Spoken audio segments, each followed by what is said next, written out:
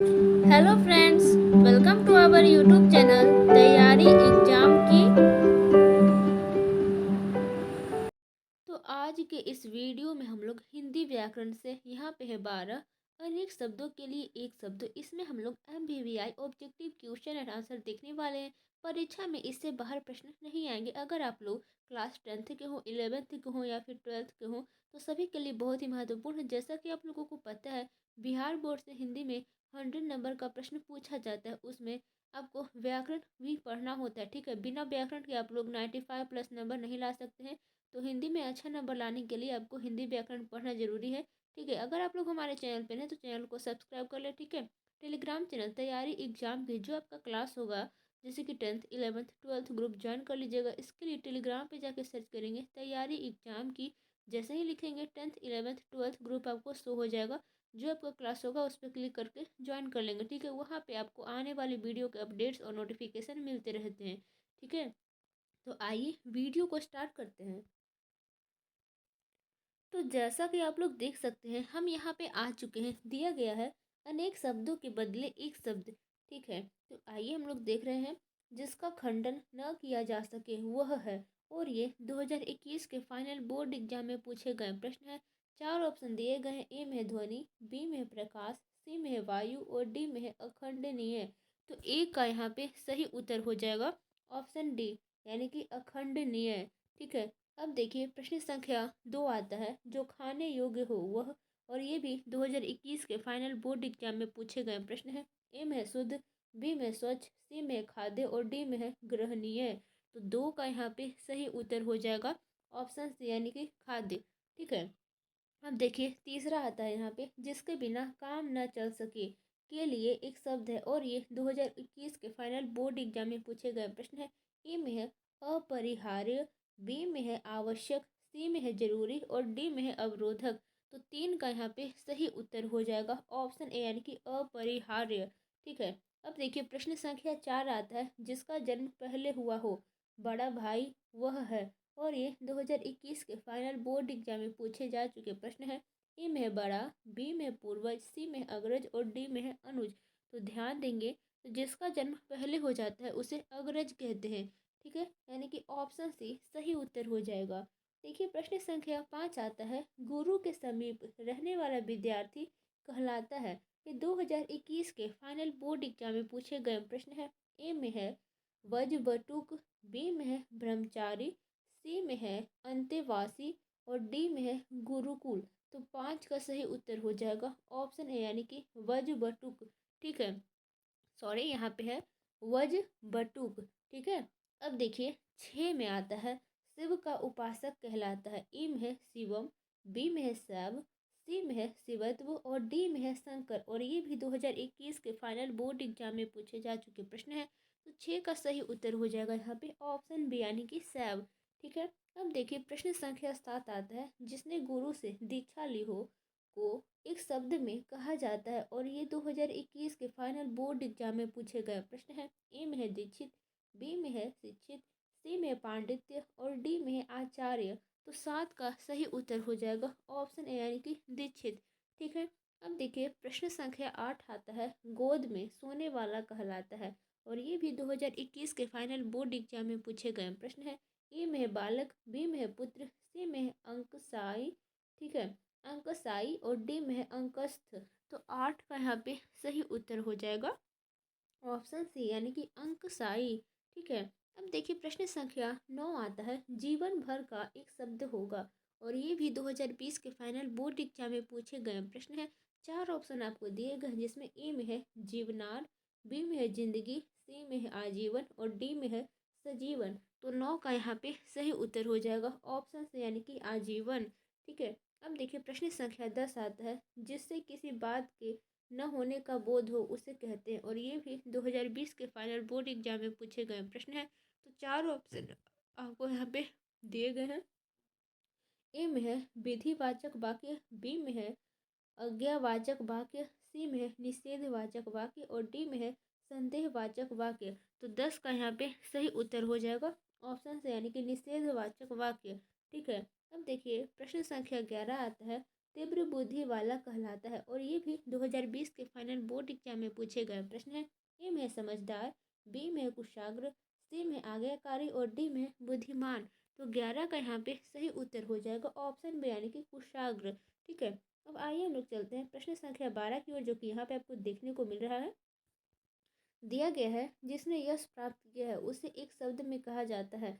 और ये भी 2019 के फाइनल बोर्ड एग्जाम में पूछे गए प्रश्न है। 4 ऑप्शन आपको दिए गए हैं, जिसमें ए में तेजस्वी, बी में यशस्वी, सी में गुणवान और डी में इनमें से कोई नहीं। तो 12 का सही उत्तर हो जाएगा ऑप्शन बी यानी कि यशस्वी। ठीक है, अब देखिए प्रश्न संख्या 13 आता है। जो बहुत बोलता है उसे एक शब्द में कहा जाता है। और ये 2019 के फाइनल बोर्ड एग्जाम में पूछे गए प्रश्न है। ई में है वाचाल, बी में है वागीश, सी में है वाचस्पति और डी में है इनमें से कोई नहीं। तो 13 का सही उत्तर हो जाएगा ऑप्शन ए यानी कि वाचाल। ठीक है, अब देखिए प्रश्न संख्या 14 आता है। जहां पहुंचना कठिन है कहलाता है। और ये भी 2019 के फाइनल बोर्ड एग्जाम में पूछे गए प्रश्न है। ए में है दुर्गम, बी में है दुष्कर, सी में है दुर्लभ और डी है इनमें से कोई नहीं। तो 14 का यहाँ पे सही उत्तर हो जाएगा ऑप्शन ए यानी कि दुर्गम। ठीक है, अब देखिए प्रश्न संख्या 15 आता है। छात्रों के रहने का स्थान कहलाता है। और ये भी 2019 के फाइनल बोर्ड परीक्षा में पूछे गए प्रश्न है। ए में है छात्रावास, बी में है महाविद्यालय, सी में है विद्यालय और डी में है कोचिंग। तो 15 का यहाँ पे सही उत्तर हो जाएगा ऑप्शन ए यानी कि छात्रावास। ठीक है, अब देखिए प्रश्न संख्या 16 आता है। वह स्थान जहाँ सेना रहती है कहलाता है। और ये भी 2019 के फाइनल बोर्ड एग्जाम में पूछे गए प्रश्न है। ए में फौजशाला, बी में छावनी, सी में LOC और डी में बंकर। तो 16 का यहाँ पर सही उत्तर हो जाएगा ऑप्शन बी यानी कि छावनी। ठीक है, ये देखिए प्रश्न संख्या 17 है। वन में चढ़ने वाला। और ये भी 2018 के फाइनल बोर्ड एग्जाम में पूछे गए प्रश्न है। ए में है जीव, बी में है जानवर, सी में है वनचर और डी में है वनानी। ठीक है, तो यहाँ पे 17 का सही उत्तर हो जाएगा ऑप्शन से यानी कि वनचर। ठीक है, अब देखिए प्रश्न संख्या 18 है। स्वीकार करने योग्य। ई में है वरण, बी में है वरेण्य, सी में है स्वीकृति और डी में है स्वीकार। तो 18 का सही उत्तर हो जाएगा ऑप्शन बी यानी कि वरेण्य। ठीक है, देखिए प्रश्न संख्या 19 है। जिस पुरुष की स्त्री मर गई हो। और ये 2018 के फाइनल बोर्ड एग्जाम में पूछे गए प्रश्न है। ए में है स्त्री विहीन, बी में है पत्नीहीन, सी में है विधुर और डी में है नारी विहीन। तो यहाँ पे 19 का मेरे ख्याल से सही उत्तर हो जाएगा ऑप्शन सी यानी कि विदुर। ठीक है, हम देखिए प्रश्न संख्या 20 आता है। यहाँ पे जानने की इच्छा रखने वाला को कहते हैं। और ये 2018 के फाइनल बोर्ड एग्जाम में पूछे गए प्रश्न है। ए में है जिज्ञासा, बी में है जिज्ञासु, सी में है जिजीविषा और यहाँ पे डी में है जानकार। तो 20 का यहाँ पे सही उत्तर हो जाएगा ऑप्शन बी यानी कि जिज्ञासु। ठीक है, अब देखिए प्रश्न संख्या 21 आता है। जो मापने में समर्थ हो। और ये 2018 के फाइनल बोर्ड एग्जाम में पूछे गए प्रश्न है। ए में है प्रतिमान, बी में है मानदेय, सी में है मापदंड और डी में है मानक। तो 21 का यहाँ पे सही उत्तर हो जाएगा ऑप्शन सी यानी कि मापदंड। ठीक है, अब देखिए हम लोग प्रश्न संख्या 22 की ओर आ चुके हैं। दिया गया है मृग जैसे नेत्रों वाली को क्या कहते हैं। तो 4 ऑप्शन दिए गए हैं। ए में है मृग नयनी, बी में है मृग नयन, सी में है नयनाभिराम नयन और डी में है कमल नयन। तो 22 का यहाँ पे सही उत्तर हो जाएगा ऑप्शन ए यानी कि मृग नयनी। ठीक है, अब देखिए प्रश्न संख्या 23 आता है। सीमित व्यय करने वाले को क्या कहते हैं। और ये ए में दिया गया है व्ययशील, बी में है मितव्ययी और सी में है अनव्ययी और डी में है कम व्ययी। तो 23 का यहाँ पे सही उत्तर हो जाएगा ऑप्शन बी यानी कि मितव्ययी। ठीक है, अब देखिए प्रश्न संख्या 24 है। गुण दोष विवेचक है। ए में है खोटी, बी में है विवेचक, सी में है आलोचक और डी में है खोटा। तो 24 का सही उत्तर हो जाएगा ऑप्शन सी यानी कि आलोचक। ठीक है, देखिए प्रश्न संख्या 25 आता है। जो कुछ भी नहीं जानते हो। ए में है बुद्धिहीन, बी में है अक्लहीन, सी में है मूर्ख और डी में है अज्ञ। तो 25 का सही उत्तर हो जाएगा ऑप्शन डी यानी कि अज्ञ। ठीक है, अब देखिए प्रश्न संख्या 26 आता है। जो बहुत कम जानता हो उसे। ए में अल्पज्ञ, बी में बहुज्ञ, सी में सर्वज्ञ और डी में विज्ञ। तो 26 का यहाँ पे सही उत्तर हो जाएगा ऑप्शन ए यानी कि अल्पज्ञ। ठीक है, हम देखिए प्रश्न संख्या 27 आता है। जिसकी आशा न की गई हो। ए में है आशातीत, बी में है अप्रत्याशित, सी में है आशवान और डी में है जोहना। ठीक है, तो यहाँ पे 27 का सही उत्तर हो जाएगा ऑप्शन बी यानी कि अप्रत्याशित। देखिए प्रश्न संख्या 28 आता है, जल में रहने वाला सेना। ई में है हवाई सेना, बी में है भूसेना, सी में वीर सेना और डी में है नौसेना। तो 28 का सही उत्तर हो जाएगा ऑप्शन डी यानी कि नौसेना। ठीक है। प्रश्न संख्या 29 आता है, पृथ्वी को धारण करने वाला। ई में है महीधर, बी में पार्थिव, सी में आकाश सॉरी सी में आकाश पिंड और डी में भूकंप। तो 29 का सही उत्तर हो जाएगा ऑप्शन ए यानी कि महीधर। ठीक है, यहाँ पे महीधर है। ओके, तो आइए हम लोग चलते हैं प्रश्न संख्या 30 की ओर। जिसकी परीक्षा ली जा चुकी हो। ए में है 6 माही परीक्षा, बी में है जांच परीक्षा, सी में यहाँ पे फाइनल परीक्षा और डी में है परीक्षित। बहुत ही महत्वपूर्ण है, तो इसको सही उत्तर में हो जाएगा परीक्षित। ठीक है। अब देखिए प्रश्न संख्या 31 आता है, जिसे जीवन से विराग हो गया हो। ए में है वितरागी, बी में सुरागी, सी में सुरागिनी और डी में बीता हुआ राग। तो 31 का सही उत्तर हो जाएगा ऑप्शन ए यानी कि वितरागी। ठीक है। अब आइए हम लोग चलते हैं प्रश्न संख्या 32 की ओर। जिसकी आशय महान हो। ए में है सुआस्य, बी में महाशय, सी में है दुराशय और डी में है अर्थ। तो 32 का सही उत्तर हो जाएगा ऑप्शन बी यानी कि महाशय। ठीक है। अब देखिए प्रश्न संख्या 33 आता है, जिस नारी की बोली कठोर हो। तो ई में है कल जुगहिनार, ठीक है, बी में दुष्टा, सी में कर्कशा और डी में भ्रष्टाचारिणी। तो 33 का सही उत्तर हो जाएगा ऑप्शन सी यानी कि कर्कशा। ठीक है। अब आइए हम लोग चलते हैं प्रश्न संख्या 34 की ओर, जो कि यहाँ पे आप लोग देख सकते हैं।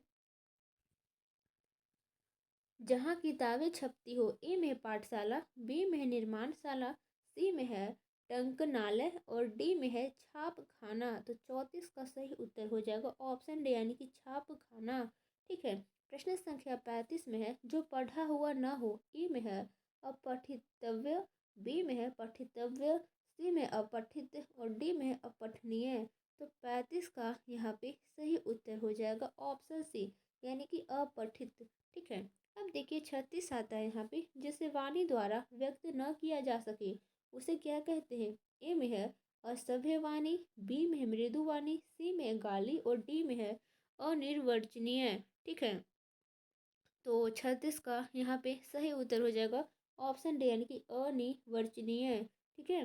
हम देखिए प्रश्न संख्या 37 आता है, जिस कन्या का विवाह होने वाला हो। ई में सौभाग्यवती, बी में आयुष्मती, सी में सुहागी और डी में है यहाँ पे लक्ष्मीनिया।